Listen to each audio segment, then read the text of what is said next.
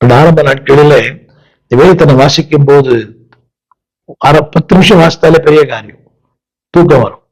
பரிசுத்த வேதாகமம் என்ற வார்த்தையை ஒழுங்கா உச்சரிக்க தெரியாது.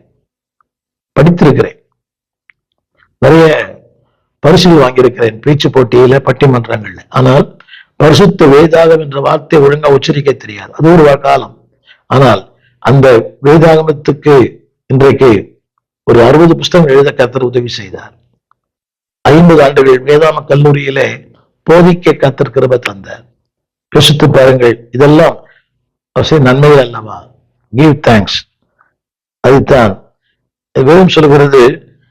அதாவது இப்படி செய்வதே உங்களை குறித்த தேவனுடைய சித்தமா இருக்கிறது. இப்படி செய்வதே, எப்படி செய்வதே? தேவன் ஒன்னும் விரும்பல.